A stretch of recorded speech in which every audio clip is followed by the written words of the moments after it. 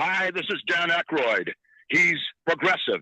He's beautiful. He's thoughtful. He's intelligent. He's powerful. He's positive. He is Stephen Cuoco on Power 98.5 Satellite Radio. You're listening to Power 98.5, powered by United Angels Dream, your number one resource for public relations, entertainment, and multimedia. Contact them today at unitedangelsdream.com. We don't play the social game. We are social. Power 98.5. Empowering listeners from the US to the UK. Live on air with Stephen Cuoco. How did you like to be part of all of that, Nikhil? Oh, it's wonderful. I love it. I'm here for it. Welcome to everyone who's listening to Live on Air with Stephen Cuoco on Power 98.5 Satellite Radio. And this episode is going to air on Biz Talk Radio, biztalkradio.com, biztv.com. But we want you here first, home with us here on Power 985. Download the app, tune in on Alexa. We are available on Apple Music, Power 98.5. You can stream 24/7 on Apple Music and more, as well as Live FM Radio, MyTuner, Streama, Anchor, yeah, Odyssey. I gotta brag about that one and more. But why go anywhere else when you can be here? Download the app. Once again, we're available on Alexa and Apple Music. I hope you're enjoying this music, Nikhil. We've got Nikhil Koparkar. Perfect. I was not going to mess that up. He is a composer. He's also part of the music department. He's done extraordinary projects, which many of you may have heard. We're talking about Dead Whisper, his Dark Materials. I got into 2 seasons of that. The Wheel of Time. You're getting a lot of good recognition on that right now. There's a lot of hot topics on this, right, Nikhil? Yeah, it's been amazing. It was a dream project for me. So getting to be a part of season 2 and 3 was really just wonderful, as being a fan of the books, and then getting to write this original song for season 3. So it's been a wild ride. Do we go back to one of your most recent interviews, Nikhil, where you got the first book and then you immediately went out and got the second book? Wasn't that The Wheel of Time? That's correct. Yeah, it was 2019. And I was an avid reader when I was a kid, and I kind of fell off of it in college. I kind of rediscovered it in my early 30s. And I remember in 2019, I saw that The Wheel of Time was being developed by Amazon. And I thought, how cool would it be to marry the love of books with the love of music, And so I thought, hey, I could research the source material, see if it's for me, and maybe pitch for it, just kind of a moonshot, I guess you could say. And sometimes it's not as important about the outcome as it is who it makes you become in preparation for that outcome. So there was kind of more of a mental exercise for me. So I read the first book, loved it, immediately got the second one. And I remember around the finale of the second one, where so many huge things happened, kind of ignited my love of fantasy as a genre, and then also how much musical world building could play a role in that. So I really wanted to write a musical love letter that encapsulated what I felt reading that book. And, and then I recorded a theme with the Budapest Orchestra, which is no small feat at the time. It was, a significant chunk of savings, but what could go wrong, right? It was important to me to just try to put myself out there in the most me way possible, I guess you could say. You work on different projects of all kinds of genres and things, and I wanted to do something that felt more like what the kinds of stuff I would want to work on.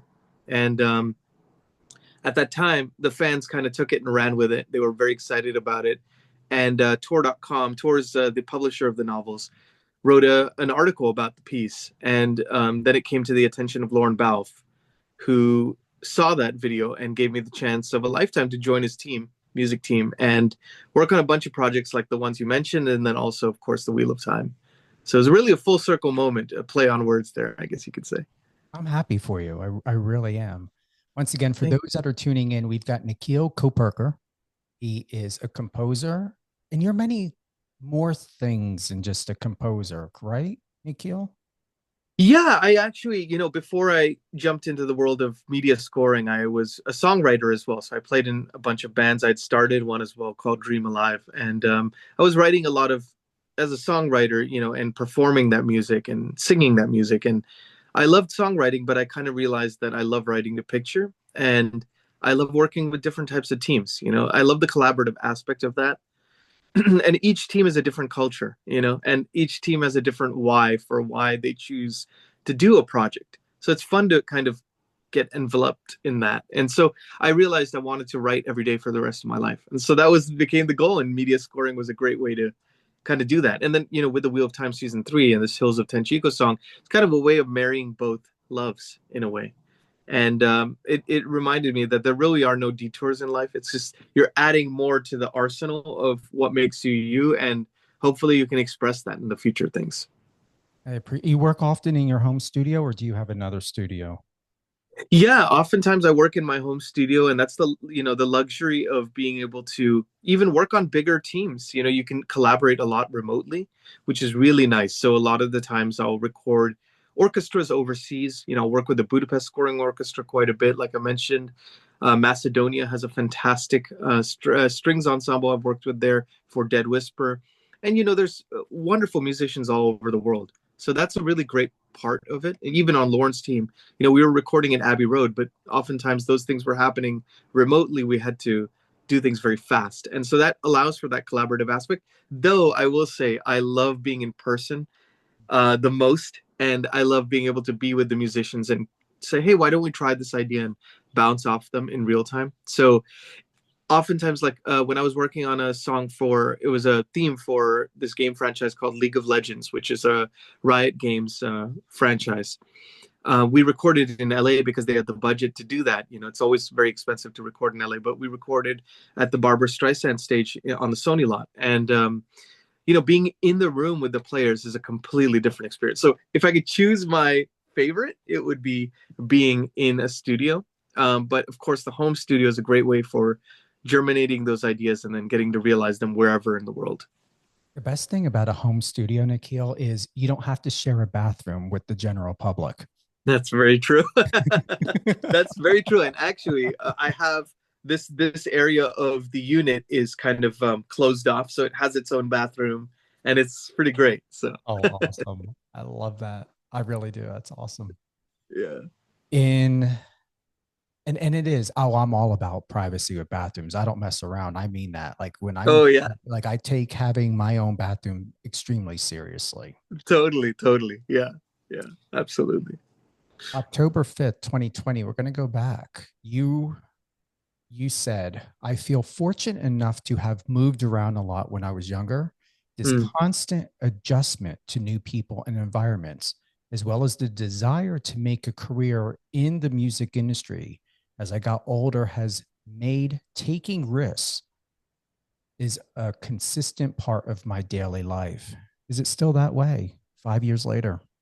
Yeah, actually. And in fact, the pursuit of finding ways to make myself uncomfortable continues. I think through this Emmys campaign that I've been doing for the Hills of Tanchico, I have found myself constantly put in situations that are new to me. Working on Lauren's team every day was a new situation. We were working on 5 shows at the same time, oftentimes. So you never really knew what you were going to get, but I always feel alive when I don't quite know what's around the corner. And, I remember when those first few moves that we made as a kid, and I remember how it felt like, I was leaving friends behind, or, I was really enjoying that school and this and that. And I started to look at it. I remember there was a kind of a moment around when I was going to move to California, actually, right in the beginning of 9th grade. And I remember feeling that this is a new start. I can present whatever aspect of myself I want to. It's like it's a completely different way of being. And that was like a huge thing for me. It's like, you can reinvent yourself at any moment. There's a chance to change your inner self and your outer self at any point. And I think like music is a great vehicle for that too. So it's been wonderful. I mean, it's been a real great joy in my career that you kind of never know what's going to happen. And that can be a good or bad thing. Of course, there's a lot of uncertainty in our career, especially now with the film and TV landscape changing so much. But I think, the success in this career is really developing a healthy relationship with uncertainty. So I am very grateful that I had those experiences earlier on when I could probably digest them and integrate them into my life. You said the best antidote to that uncertainty I found is commitment to an ideal, a standard one holds for themselves and their career, and the price that comes with it. Yeah. To continue, it has been the wellspring by which, especially in recent years, I can draw inspiration from or take solace in. The question I've started asking myself recently is, what kind of person do I need to become to be ready when an opportunity arises? Mm-hmm. How do you feel knowing you said that? Yeah, I truly, I remember probably around when I switched to media scoring, I did a lot of soul searching, as one does when you're trying something completely new. And I started to realize that aspect of, if you commit to something, and I felt the same way in playing in bands, if you commit to a show, a performance, and you give it your all in that moment, whether there's 3 people in the audience or 300, whatever, it doesn't matter. It's a little bit less about the outward outcome, and it's a little bit more about how you feel inside. And that inside strength gives you the ability to overcome whatever obstacles and also, rise to the occasion. So when I'd worked on that Wheel of Time pitch, I really think I got better as a writer because of that, kind of crazy swing for the fences that thing that I presented myself with, I guess you could say. And then when I joined Lauren's team, there was a huge learning curve. Even the type of software I was using was different. I was suddenly working on a big team on bigger projects, and I'd never done any of that before. And it's about, I kind of made me realize, again, it carries forth where you're rising to the occasion of what kind of person you want to be for those opportunities. So I feel in now even working on my own projects, post working on Lauren's team, it's been the same thing that kind of got me ready for becoming the kind of person, hopefully, that can delegate work and lead a team of my own. And so I think everything follows that way, So I feel fortunate to have learning those lessons years ago. And I feel like they're even more poignant now, or they have a deeper meaning to me even now. So if that makes sense. It does make sense. I got a couple computers going here, and I moved the keyboard somewhere else. So I'm not able to pull up here. So I got to pull up here. So got it. All right. So let's go ahead. I need to move you over here. All right, here we go. In Dead Whisper, you used a Thai instrument called forgive me, cane. Is it cane or cane? Ken. Yeah. To evoke a haunting atmosphere. What was the most unexpected sound or technique you incorporated into the score, and how did it shape the film's emotional depth? That's a wonderful question, actually. I've been very into this idea of musical world building, like I mentioned, through working on other projects pre-Wheel of Time, and then of course with the Wheel of Time, you're creating a world from scratch. And I thought, hey, that would be really cool to, fantasy is an obvious choice for that. But I thought to myself, how can I bring that spirit into other projects, things that are not necessarily obvious that you would want to adopt that approach. With the psychological horror film, it takes place in Cape Cod. So not really what you think about when you think about Thai instruments, But I thought to myself, there is a feeling of the wind and the ocean. And there's this particular mysterious island that calls to Elliot Campbell, the main character. And he finds himself there. And he's kind of given the chance to reunite with his, deceased child at the cost of his soul. And there's this play on the siren song calling him to the island. And so I thought to myself, and I was talking to the filmmaker, wonderful filmmaker, Connor Susi, about a direction we could take musically. And we thought about the obvious choices. The obvious choice would be a vocal element, siren song, So we were like, what's the non-obvious choice? And I was scrolling on Instagram as one does. And finally, the doom scrolling actually paid off because I found this instrument that I'd never seen before. And I promptly decided to order it from Thailand, not knowing how to play a note, you know. I don't play any bamboo wind instruments myself, but I thought, you know, this is musical world building. So it doesn't have to be correct. It just has to be right. And if I could evoke that sound of the wind in the ocean, that's kind of what it reminded me of, then I would be doing justice to the film. So I ordered this thing, got a chance to play some rudimentary phrases, and I tried a few phrases that felt almost they're like echoing on themselves, you know, repeating. That almost feels like the siren song. And if you look at earlier in the film, where Elliot Campbell is kind of processing this grief for his child and trying to move on, you hear it in its more of a siren song form of this island calling to him as he gets into this fever dream that is the island. And this entity that lives on the island and feeds on his grief is kind of giving him this nightmare hallucinating scenario. I used some effects to kind of process and mangle that same sound. So instead of sounding pure, it just sounds very twisted. And it started to create like a soundscape that almost feels alien, you know. It's like this island is completely out of time and space. So it seems like that would actually present a lot of pressure to try to score something like that. But actually, it opens up the toolbox even further because you get a chance to play with instruments that have been played the same for hundreds or thousands of years and take them out of their context and bring them into something completely new. And now you have a whole universe of sounds to play with. So that was kind of the approach, and that ended up being a big crux of the film. Not only just that instrument, but then also that approach. Let's take something pure and twist it over time. Make it start to feel like it's a little deadened, a little bit out of time. You know, it's almost like when he sees the island at first, he sees it in its glory. And as he starts to realize what this place is all about, he starts to see it for what it really is, dead, lifeless. And I tried to make the music echo that.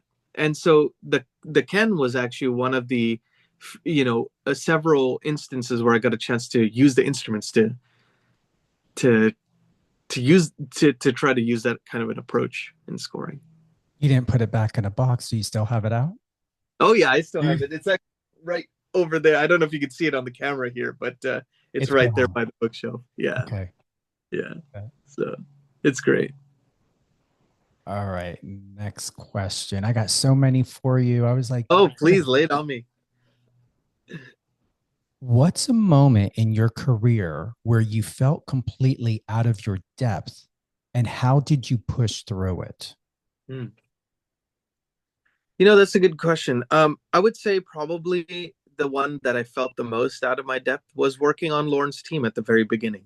You know, it's such a huge amount to digest. And with Lauren's team, he gave us a lot of agency. You know, if we worked on a piece of music for film or TV, we were responsible for taking it to the end, whether it be music editing it to picture, if there's a new edit that came in, working with the music editor to make sure that it's following exactly the directions of what the production wanted, digesting the notes, implementing the notes, and then getting it approved, and then, you know, attending the recording sessions, attending the mix sessions, all that. So that was one of the many instances in working on that team that I felt out of my league. And then, you know, going further than that, when I worked on the Wheel of Time series, since I knew the books, when I would send Lauren cues for approval, I would mention, hey, you know, I can already tell that the next season is going to tease some story beats that are going to be very important for the characters. Maybe we could tease that musically because these are some specific character themes. Maybe we could kind of foreshadow that musically. Could be kind of fun. And about 2 episodes in, he put me in charge of the music team, which was kind of a huge jump up in responsibility. So in addition to writing music on the show, I was also delegating work to the other composers, deciding what gets recorded live, working with production, you know, attending sessions like that, meetings and things. So it constantly felt like I was a little out of my league.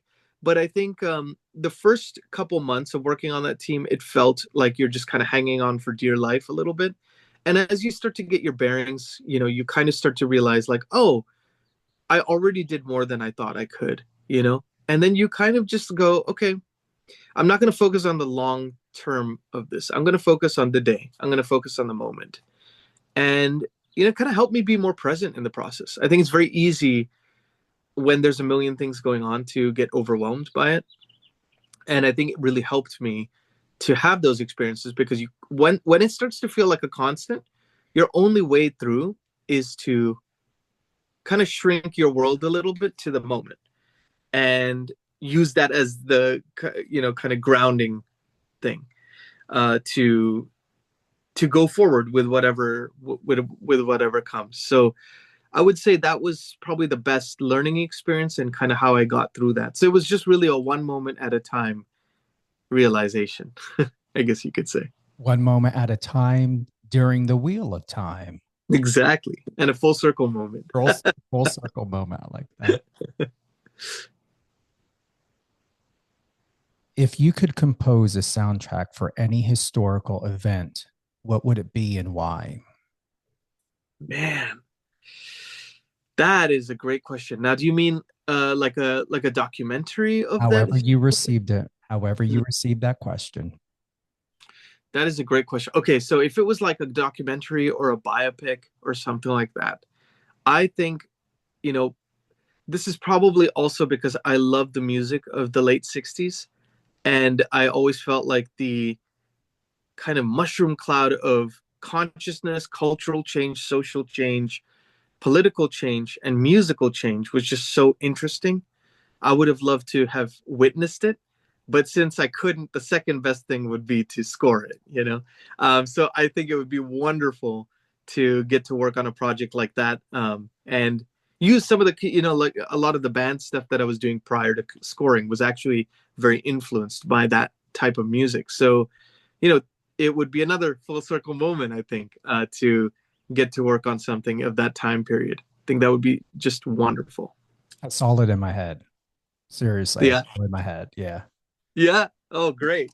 Awesome. My stepdad, who my biological mother married, was a hippie. He even looked like John Lennon. Literally looked like John Lennon. So I'm like, that's why I saw it in my head, because it's like, yeah, I'm not of the 60s, but I grew up in an environment that felt like the 60s. Sure. I've watched enough biopics and documentaries to almost feel like I experienced the 60s, even if I didn't, Are you a little bit happy you weren't there, or do you wish you were there? I think it would have been an interest. I guess if there was a time, I like being where I am now. I think when I was younger, I definitely felt more like being somewhere else, There's always that fantasy of, oh, if I could travel back to that time and like be a part of that. I think that would be wonderful. I am happy where I am now. But I will say, if a time machine ever came along, I would not hesitate to be one of the first on. They would never know you were from 2025, because the clothing back then would look perfect on you. Oh, exactly. I just went thrift store shopping the other day. Did you? Found a few things that probably would work perfectly for that. So, and the hair is probably a dead giveaway. So I'm in. You better post it on Instagram. I want to see it. I gotta. Absolutely. What's a piece of music that has profoundly influenced your work, but might surprise people? That is a great question. I would probably before this, what I was going to be coming at you with. Yeah. Oh, I love this. It's great. I'm loving these questions too, because we can really dive deep with this stuff, which is fun. I would say, I remember when I was about 2.5 years old, and it was one of my earliest core memories is learning to work my dad's cassette machine. And I would play Vangelis's kind of greatest hits album or something over and over again. And I saw music in colors at that time. I would say, oh, that's the blue song, that's the yellow song. And I remember that having a profound influence on me, and I think his music is so transportive, and it still feels out of time itself, I would say that was a huge influence on me. I would say probably, I grew up watching a lot of movies with scores by John Williams, and I remember when Jurassic Park came out in the theaters and watching that and what that felt like, You kind of felt like you're witnessing a moment in time. It's just such an incredible movie, and that score is just unbelievable. I would say probably my favorite band of all time is the Beatles, and I think philosophically, I always have been inspired by them, how they were always pushing boundaries based on what they were observing about the world with each album and each song. Nothing was the same. It was always evolving. So I would say, as far as an inspiration from, kind of an approach standpoint, constantly trying to reinvent yourself or constantly trying to like push the envelope of creativity as much as possible in your own way. Like that's something that is very important to me. And I think, with any score that I work on, it doesn't sound like any of that music. But I think maybe the approach is something that has become a big part of why I enjoy this so much. It's like, it's always fresh. There's that Zen idea of approaching things like a beginner. And I try to do that as much as possible. It's like, I never want to feel like I know too much about any given thing. I always want to feel like there's more around the next corner to explore. So I don't see how you'll ever be bored with anything, honestly. Yeah. No, you're I would be surprised, Nikhil, if they did not reference you as some sort of genius. Oh, wow. In your category. I mean, look what you do. Remember I told you about frequency, your ability. Yeah.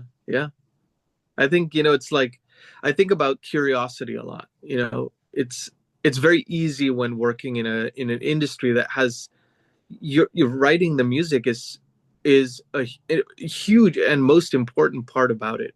But of course, maintaining longevity in a career, your day-to-day doesn't end up always being all about the music. Like with this campaigning, I'm going to events every day and stuff like that. It's other aspects of it are a huge part. So to me, that is a grounding moment for me, is staying curious always. What can I learn today? What can I integrate into this thing that I'm doing?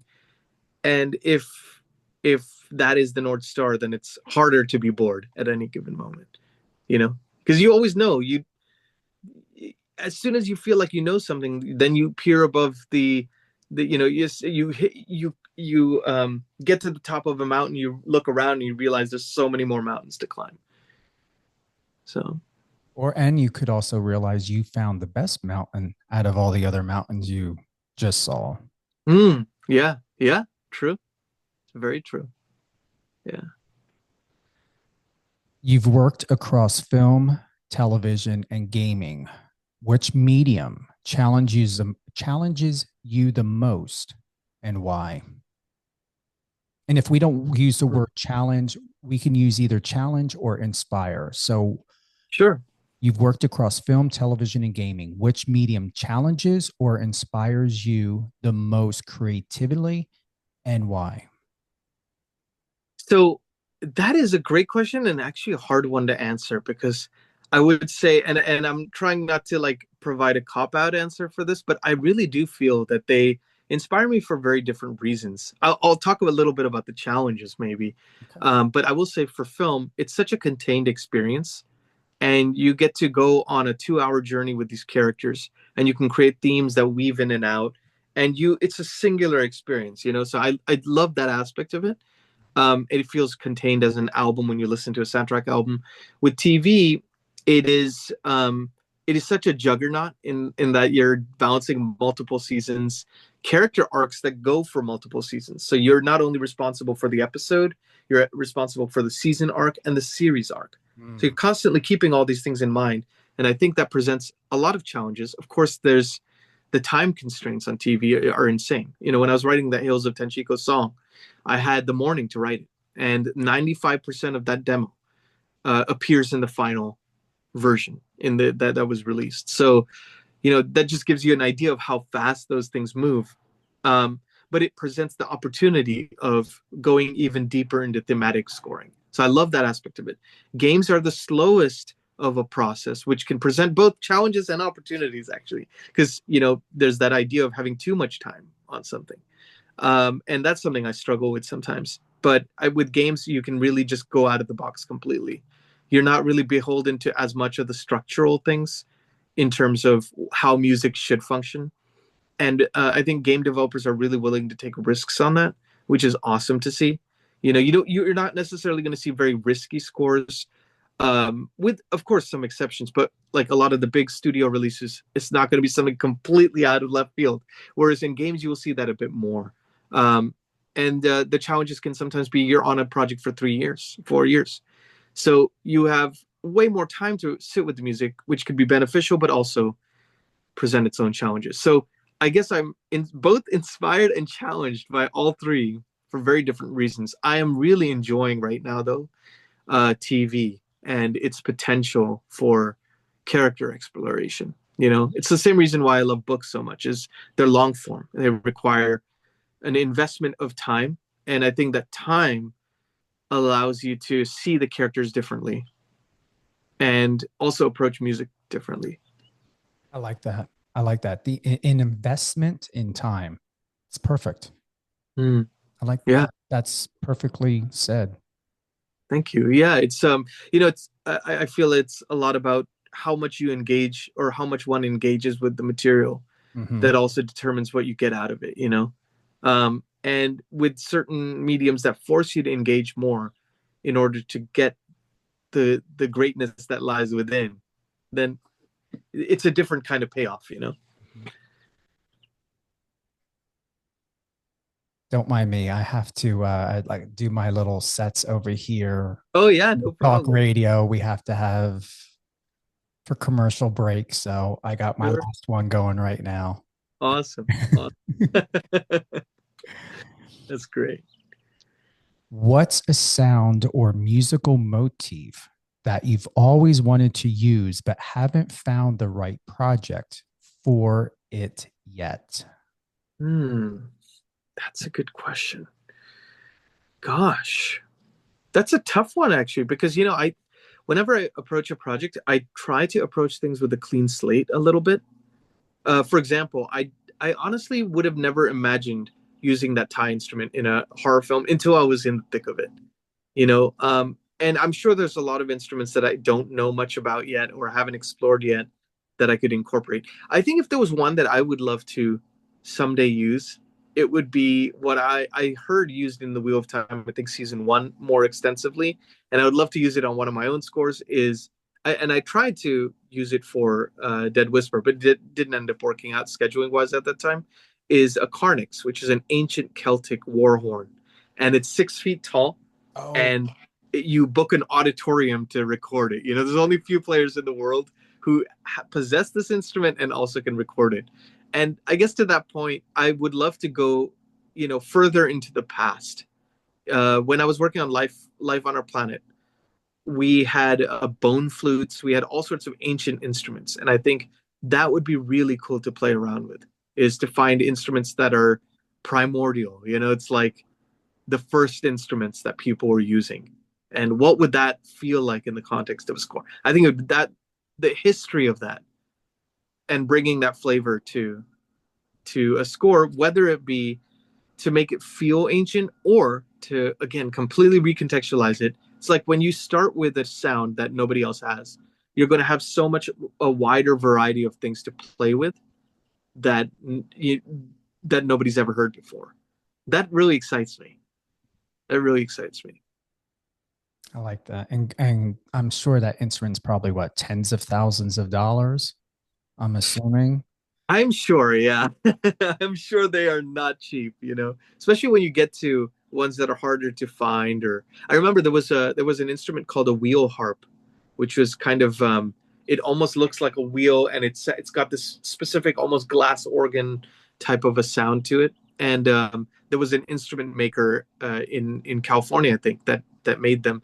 Doesn't make them anymore, so they don't even exist anymore. So we were going to try to see if we could record that for the Dead Whisper score. Didn't work out, but yeah, I think being able to investigate instruments that are harder to find and create new sounds out of that would be really cool. And then I guess project specific, I guess it will remain to be seen. If I work on something and I start from a blank slate, probably I've found that life has a way of figuring itself out. Like opportunity presents itself to find the right instrument for that. You're not going to let it down. You may not put it down. Okay. Yeah, exactly. I'll probably just have a whole collection behind me. Can't wait, because we're gonna be having you back on again. Oh yeah, it would be lovely. What's the most unconventional collaboration you ever had, and how did it shape your music?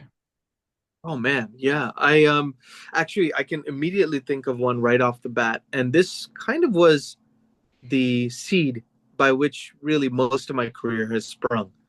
And that was in 2016. I met who's now become a dear friend, Kunal Gunjal, who's a fantastic santoor player. Santoor is like an Indian Persian hammered dulcimer. That's from the Mesopotamia region. Like Wow. very old instrument. And his teacher was Pandit Shiv Kumar Sharma, who was a legendary santoor player, has passed away a couple years ago, unfortunately. But he took the instrument from the Indian folk music and brought it into mainstream in the 60s, I think, kind of right around when Indian instruments started becoming, in the cultural consciousness of the West, Ravi Shankar and the Beatles and all that. And he kind of changed the way the instrument was played and adapted it for film scores and things like that. So, cut to 2016, this disciple of Pandit Shiv Kumar Sharma, my friend Kunal Gunjal, he said, I love Indian classical music, but I always wanted to experiment with this instrument. It's harder to do that in Indian classical because the rules are so rigid, and the tradition is so rigid. And at that time, I was thinking to myself, I want to experiment. I was just leaving this band. I was trying to figure out my next things. And I want to just try stuff for the fun of it. And so he came over for a jam session. We played together. I was on piano. He was on santoor. Completely random jam session that culminated in this wonderful album, actually, that we recorded together. One of the pieces came out within 15 minutes of that jam session. And he was playing Indian rags. Rags are like scales, Mm-hmm. and with his santoor, and I was using completely like orchestral Western chords underneath it, and it created something different, And that got me thinking, hey, instead of fusion music where you hear Western instruments playing Eastern scales or something like that, what if we took an Eastern instrument or South Asian instrument and recontextualized it, brought it as a section in the orchestra? So you have strings, brass, woodwinds, piano maybe, and santoor. What would that sound like? And so we did a album called Nature of All Things, and we released that, I think, 2017 or 2018, and recorded the strings in New York. We recorded the santoor and piano at a studio here in LA, and that really whet my appetite for using non-obvious choices with instruments, blending multicultural influences. And then I actually worked on a fantasy film that was inspired by Asian and Indian mythology. And the reason I got that film was because she heard that album. The reason why I was able to do that Wheel of Time pitch was because I worked on that fantasy film like 6 months prior. And everything has kind of followed from that point, So it was a very unlikely collaboration, but I started to realize also it's important to sometimes just listen to your gut. Mm-hmm. It's not really about what is this thing going to be. It's about what does it feel like now. It doesn't matter. The thing that it's going to be is going to figure itself out. But if you do it with the joy, if you do it with just the enjoyment of the moment, hey, this is fun. Let's just see where it goes. Who cares, And then interesting things happen at the very least. And that's a good place to be. So I feel I'm just so fortunate to Kunal, that we met and that we got a chance that he was down to go on a crazy journey with me. So I like that. I felt your passion. I felt your memory. You have a way with your inflection. It moves delicately. Thank you. You're welcome. And yet the expression speaks volumes. You're an amazing human being. I have to say that. You're just absolutely an amazing human being.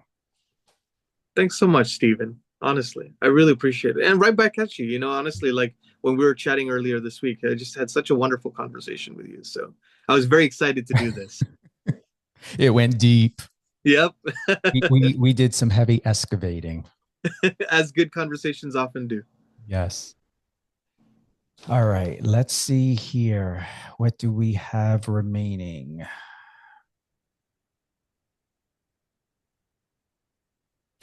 You said that music should not step over the scene. Do you want to expand on that? Sure. I think, you know, working in film and television has illustrated for me, and I think anyone who works in film and television realizes how important the dialogue really is. Like, if you think of a song, the dialogue is the lead vocal, you know? You don't want to step on the lead vocal, right? If the actor is delivering an incredible performance, sometimes it's as important not to have music in there as it is to have music. It's a conscious choice because it's about the storytelling craft. And so, as a composer, you always want to be cognizant of delivering the music in a way that will guide the scene along without feeling manipulative, without feeling like it's trying to do its own thing while the dialogue is happening. You never want to step on those performances. You just want to elevate them as much as you can. However, it's an interesting balance, isn't it? Because you listen to some of the greatest scores of all time, and you could hum those tunes oftentimes, you know. They are melodies that stand apart from the score. But if you think about any, from the film or television show, but if you think about any of those soundtrack albums, they sound great as a listening experience. But when you hear them in the context of the film, they weave in and out in a way that you're not going to have a bombastic theme when there's an important dialogue moment. You know, even John Williams, who writes very dense orchestral music, and you know, he will find ways to kind of skirt around those, even when it's wall-to-wall music. You think about Star Wars, you know, there's poignant moments also in it as much as there is the big moments, and it's that dynamic arc, just like in a dynamic arc in a film story. You know, the dynamic arc of the musical score is what really allows the big moments to feel big and the small moments to feel small. And so it's a constant dance, you know, and that's a technical art form, I think, in itself. You know, there's one thing to write great music for film and television, and there's another thing to write great music in general. You know, there are two different skill sets, I think. At least that's what I've found. How do you create more immersion? And how do you create more immersion where it applies to film? Basically, my question is, and you were touching on that in your last statement. Mm-hmm. How do we become immersed in what we're listening to, yet not get too lost in the dialogue to be able to be mindful of what we're hearing, of how to understand the impact or the nuances of the music and what that scene means, whether it's action, it's comedy, it's drama, it's heart-wrenching. Do you see where I'm going with this question? How do we keep that homeostasis of what we see and what we're hearing at the same time by understanding what the entire language is conveying? Yeah, absolutely. I think there's a lot of different ways one could approach that. For me personally, I always think about a film as having two stories. There's the story you see on screen, but there's also the subtext. And the idea is, do we want to score what's happening on screen? Oftentimes not. Oftentimes you want to score the subtext. So if there's two characters talking, and they're saying something, let's say loving to each other, do we want to score that aspect of it? Or do we want to score the tension beneath those words? Is there something complex between their relationship? And so oftentimes maybe one will have character themes or themes that relate to these relationships. When you have a theme that feels solid, you can recontextualize it in so many different ways. You can have it come on strong in a bigger moment. You can have it be very soft, or just allude to it, maybe just 2 or 3 notes from that theme, and then just kind of buried in a wash of other stuff. So, you know, it's the idea of almost creating musical Easter eggs that the audience is not necessarily aware of these things. You know, maybe a musician or a composer could pick that out, or a filmmaker, you know, if they're really doing a deep dive into it. But the audience is not necessarily noticing it, but they feel it. And I think they feel it because when you do it right from a technical standpoint, but then also from an emotional standpoint, You're allowing them to feel the moment and not manipulating them to feel the moment. It's like, oh, this is a happy moment, happy music here, sad moment, sad music here. But life is so much more complex and nuanced than that. So I think it's important to score the nuance rather than trying to have some sort of a broad emotion, because it's just not that simple. So that's my personal approach to these things. But musical Easter eggs are always fun because, as a composer, you can kind of dive into that a little bit deeper. That's a perfect answer, and I like the analogy of the Easter egg. Yeah. Absolutely. I always think of what the audience sees is the Wizard of Oz, and what we see is the old guy frantically pushing levers in the background. That's kind of our job. Silent films did well at one time. How has composers shaped telling a story? Yeah, it's interesting. I mean, when you look at those old silent films, there were wall-to-wall music oftentimes. It would be piano, usually, right? And a composer was recording some stuff and playing along with the picture. And then it just started getting more sophisticated as storytelling started becoming more sophisticated. You have dialogue, like you mentioned, and then you have different story arcs. Maybe you're diving deeper into characters. And so what you needed became more nuanced. Then you look at the 60s and the 70s, and scoring changed yet again. You started to see maybe music that had been pre-written. You think of 2001 Space Odyssey, and some of the score in that was really pre-written orchestral music, right?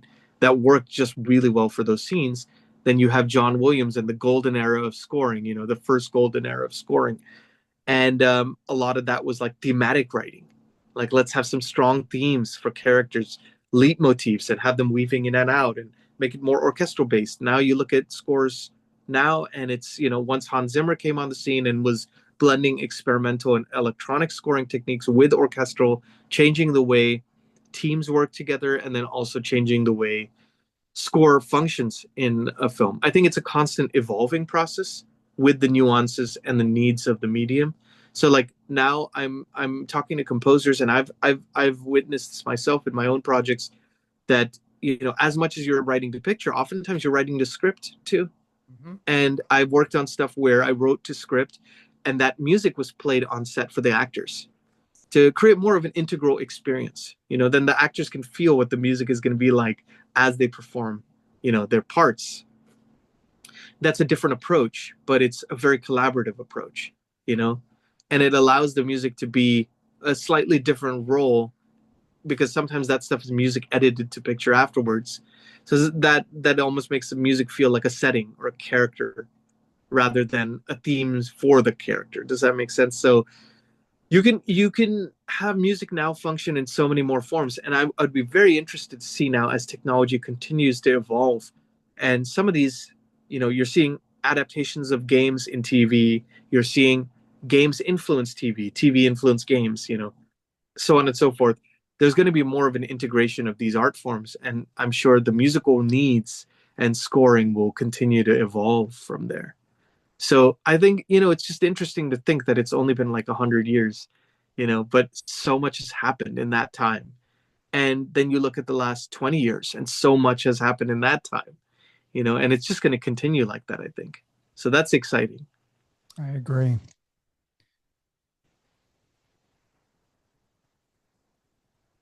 Let's say you're an independent composer. We know that you can be independent and you can also be part of a team. From your perspective, Nikhil, how important is it to forge your own path no matter what? I think honestly, it's the most important thing one can do.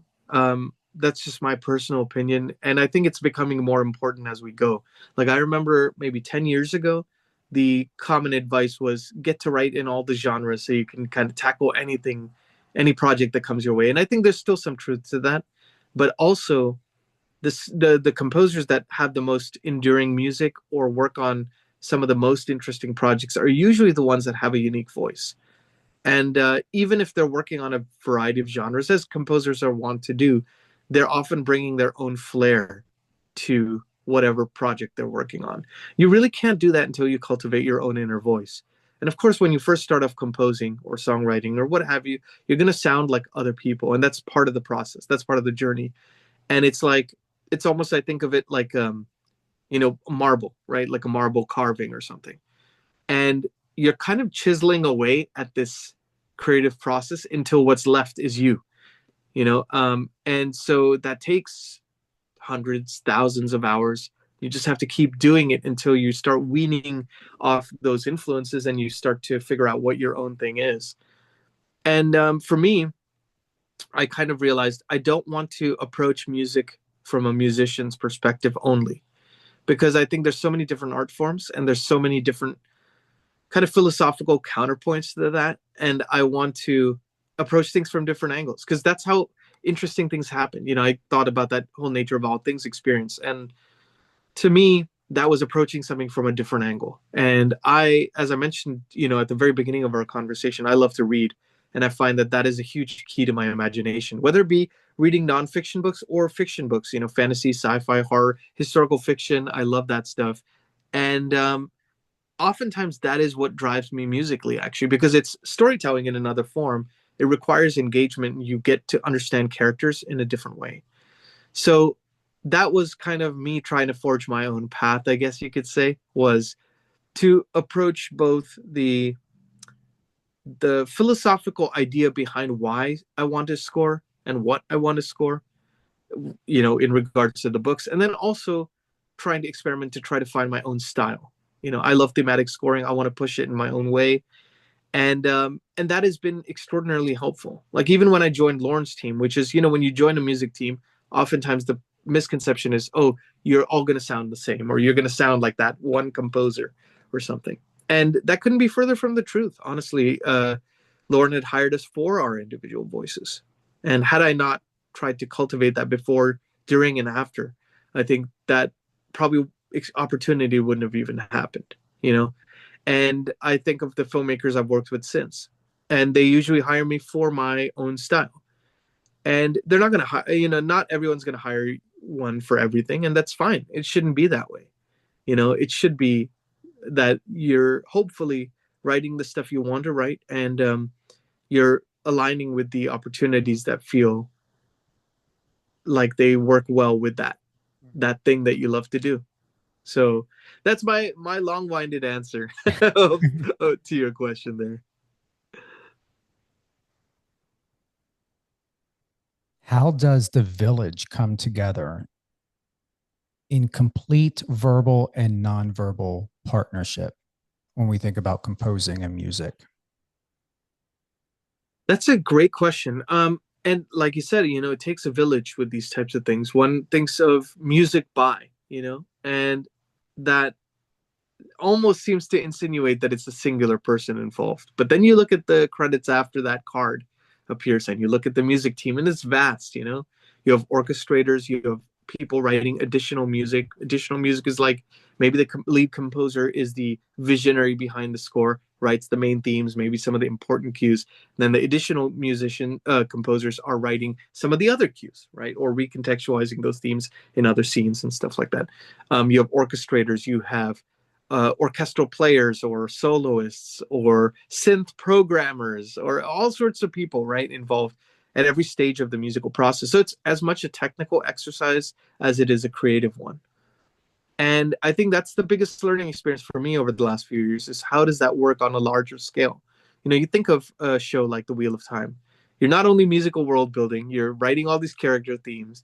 You have all, this vast lore of thousands of years of fantasy history in this particular series. In the books, there were 2,800 characters, if you could believe it. So, it's a huge amount of, it's its own world, and it would be impossible for one person to do that themselves. And then, of course, composers are working on multiple projects at a time. So how do you do that? Well, I think there's kind of that hierarchy. The lead composer is often, like I said, the visionary and working on the broad strokes, direction for the thing. Some of the technical stuff and the nitty gritty will be done by additional musicians. Then once those things are approved by production, then there'll be orchestrators coming in and kind of taking that music and recontextualizing it for the page so the players could play it. You know, they decide what budget do we have for recording this? What should we make a bigger orchestral moment? Maybe here we only have a violin player. We don't need all that much, and it would work well with the budget. Then you have the contractor hiring the musicians and getting the studio together. You know, you have all these people involved. So I feel I feel glad to see, because I don't think it was always the case. You know, even 5 years ago, I don't think it was always the case that these larger composers would work and have these big teams, but they wouldn't necessarily acknowledge the teams. And now you're starting to see a lot more of the bigger composers acknowledging those teams, giving their fellow cohorts who are helping to bring these projects across the finish line more responsibility, more credit. And I think that's wonderful, you know, and I know that the next generation of composers will continue to do that. You know, I speak to a lot of additional music people in various teams. They all say the same thing. It's like they want to make sure that when they have their own teams, they're always pushing that further, that much more. You know, it's progressed, like I said, you know, over the last few years, but it's going to continue to progress, I think. And that's only good for the industry. New voices and new creative choices. You're going to like this one. Oh, yeah. I know that this is going to be important. The Hills of Tanchico. You want to touch on that? Sure. So, like I said, you know, I was the team lead and additional composer for season 2 of The Wheel of Time. And season 3 came up, and production had mentioned they wanted some songs for various episodes in season 3. Lauren basically gave us the go-ahead, take it and run with it. It's yours, you know, go for it. And so, again, you know, props to him for giving us the opportunity to do that, spread our wings. And so I had The Hills of Tanchico as the song for myself to write. The lyrics were written by the writer of the episode, Rami Park, and they wanted a piece of music to kind of work with these lyrical ideas she had. It was a big character moment for Elaine, who's one of the main characters in the show, and it was supposed to be a musical moment. So it played in 2 different scenes, and the actors were singing it and everything, and then it played as the end credits music as well. So it was kind of a huge opportunity and also responsibility. And of course, as TV production works, they're like, you have the morning to do it. So it's like, oh, and we want it to sound a bit like a sea shanty, because that's kind of this Tanchico geographical location in the Wheel of Time series should feel a little bit like that, coastal, you know. And also, you know, Robert Jordan, the writer, was very good at creating a confluence of cultures where you don't know where one ends and the other begins. All these things coming together, you know, for me personally, from a musical standpoint. And they wanted Asian influences, instruments, and African instruments. And they basically just said, have fun. And so I had like 4 hours, I think, to write it. And so I just started working with the guitar and the cadence of the lyrics. And I thought, okay, I'm going to make something the North Star of this. What will it be? I figured it's a bar song. It should feel like a sea shanty almost. And so I'll make that the North Star, and I'll use the other instruments, like the Asian African instruments, to kind of pepper through to support that, you know. It could be more of a supportive role. And that way you could sing it in a bar, but it also has these instruments where people go, what was that? I don't know what that is. The important thing was to not make it feel like, oh, I'm in Asia now, I'm in Africa now. Like, it should feel like I'm in the Wheel of Time universe. What is that instrument, you know? And oftentimes that was recontextualizing those instruments, blending them together so you can't really differentiate. But they were a lot of times a supportive role. So the way I approached it was I played a melodic idea I'd created for Hills of Tanchico over and over again, like 50 times in a row, until I just got the notes exactly where I wanted them. So I figured it's roots to branches. You get that right, then everything can follow around that. So I sent them the demo, and it was basically almost everything that you hear in the final product was in that demo, save for the vocals. I just recorded myself, you know, doing all the harmonies and stuff just to give them an idea of what it would sound like. I was recording the guitar here. I was doing stomps and claps here on the microphone, you know, a bunch of times. And so they liked it, and they said, you know, oh, maybe they gave me like 1 or 2 notes. It was approved in 2 days, I think. And then it was time for the actors to record like a week later. And so They were based in Prague at the time because they were filming. And so did a Zoom call at like 4 a.m.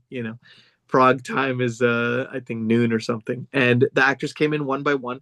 Kira Coveney was the lead vocalist who plays Elaine in the show. And she was just a joy to work with. She was so good, and she sang her parts. And it was great because we had to kind of structure the song. Oh, Elaine sounds a bit more tentative at first. Then she finds her footing midway through the song. So we're trying to, kind of coach the actors through their performances, say, okay, let's try to make this feel a bit more confident midway through, a bit more tentative here. So you can really feel that arc, the dynamic arc of her journey in the song. And then Donald Finn, who plays Matt in the show, he has a musical theater background. So he just nailed it. 15 minutes, he did the thing in 2 takes, which was incredible. And then Alexander Willem, who plays Tom Maryland in the show. And he's kind of the bard, the gleeman, they call him. And he plays the guitar in the scene. And so that stuff was pre-recorded, and then they choreographed everything to the song. And then the episode got released, I think, April 3rd. And the song kind of had a viral moment on TikTok. I think it has like 2 million streams on TikTok, and I think close to 750,000 on streaming platforms. And I got fans making Hills of Tanchico T-shirts and sending them to me via mail. And they were sending me videos of them singing, doing like flash mob sing-alongs at various conventions. It was a dream come true, It's like I love the books, and as a fellow fan, to get a chance to write in the world and make it feel like it's in world, and for fans to tell me, oh, it does justice to the spirit of the books. That's like the greatest compliment you could possibly ask for, working on a show that, fans are so protective, and rightfully so. They want it to feel like, hey, it feels like what I read, and that's a hard balance to strike. And so that was like the greatest creative feeling ever, that they felt that it did justice to the books.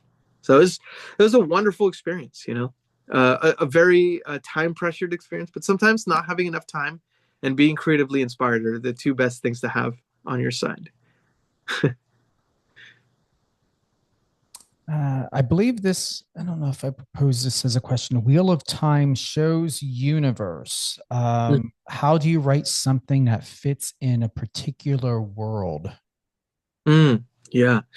So kind of alluding to what I was talking about with the Hills of Tanchico, and this was something that Lorne did really well with his themes, as he created something that felt like it could be contextualized in a variety of different situations. So keeping the themes sometimes broad but character specific could be really good.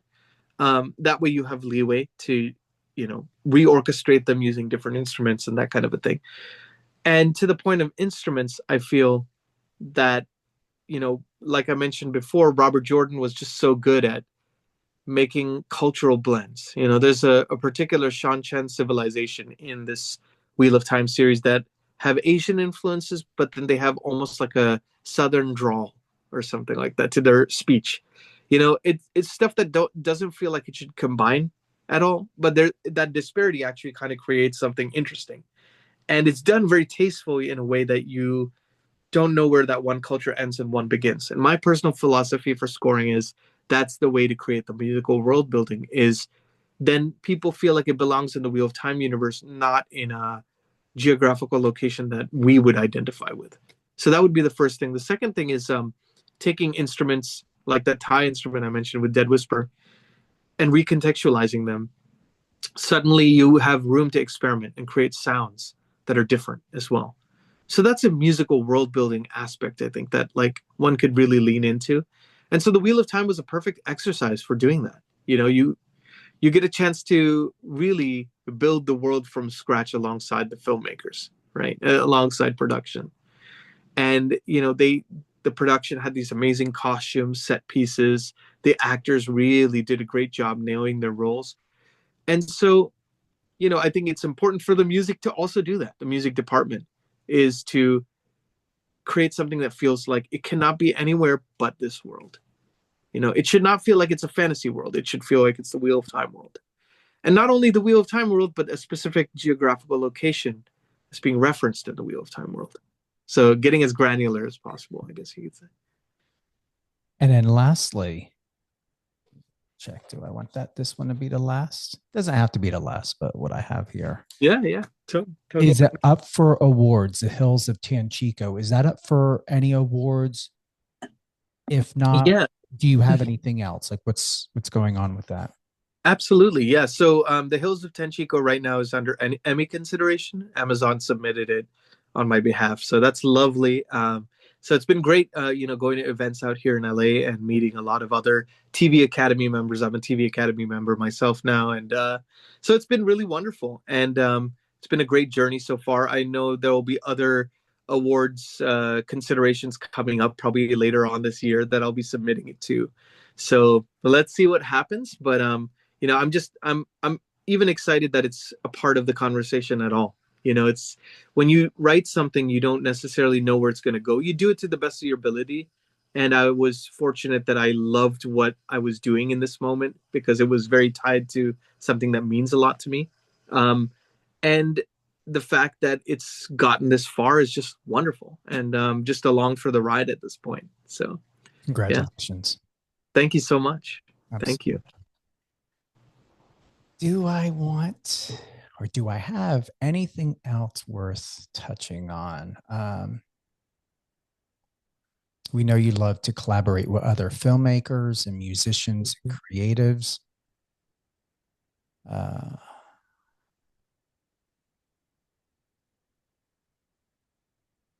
That you enjoy LA, the beaches, the beaches are all in driving distance.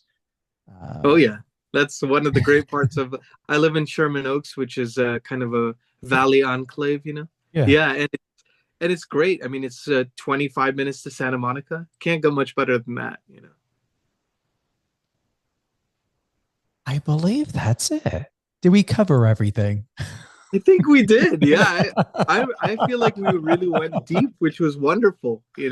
It's great to get to talk to, fantastic people like yourself, because we really get a chance to just kind of see where the conversation's going to go and dive in deep into this stuff. So I'm so grateful that you had me on, Stephen. It's been such a joy, It's been really, really nice chatting with you, man. And it's the first time in a long time I actually wrote down questions.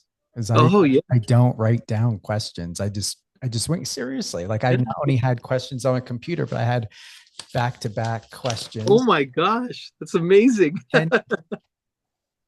Wow. This is what I do. I write so fast that sometimes I'm like, what the heck did I just wrote? Right? What is this word? I should know this word. How do I not know it by my own handwriting? But I get so inspired, and you may go through this as a composer and a musician, Nikhil, is it flows, and it flows so fast. It's like your hand cannot keep up. Yeah, totally. Yeah, I feel the same way with music. It's like when you're in the flow state, you're just kind of holding on for dear life. The creativity's taking you places, and you just have to have your antenna up and keep an open heart and just run. So I completely gel with that.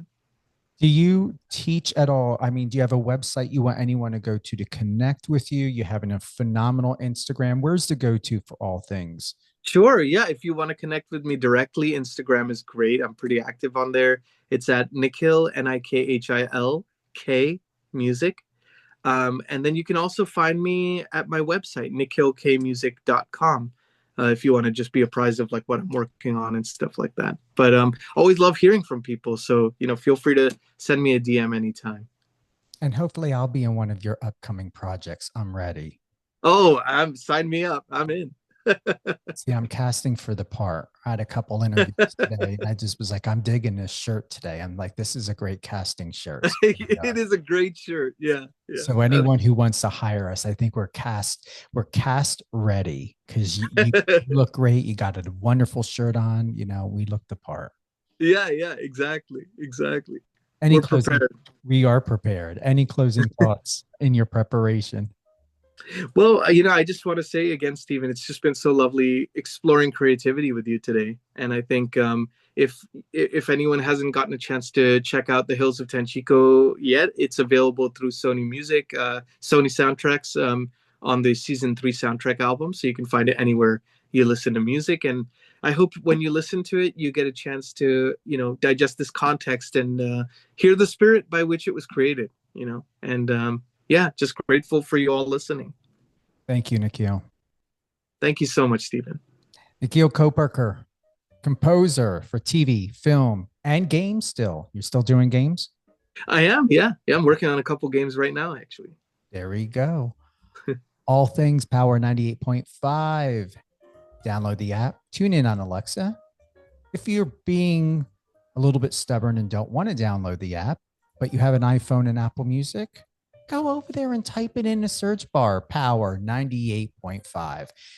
If you want to catch up on all the latest and greatest of this radio show, you can go to any one of your favorite podcast platforms and listen to these incredible episodes with all amazing people such as Nikhil and those that are in TV and sports, directing, producing, reality TV, and more.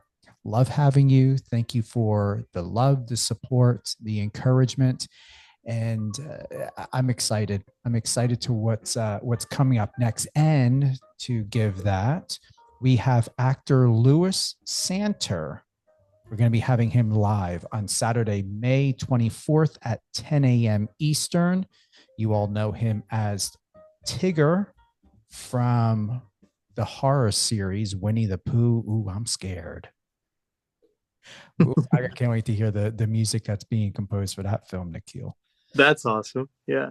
So once again, Louis Santer, May 24th, Saturday, 10 a.m. Eastern. That's 3 p.m. GMT time out there in the UK. If you have any questions for Louis, go to the website or the app. We have a messenger that runs 24/7. You can send myself, my team, a message anytime if you have any questions, or we may take some live questions live during the interview as well.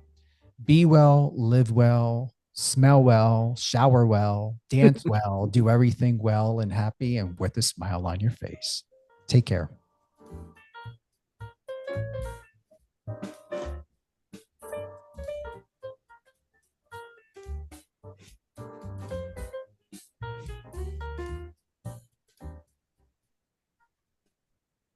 Friend us on your socials and let's connect.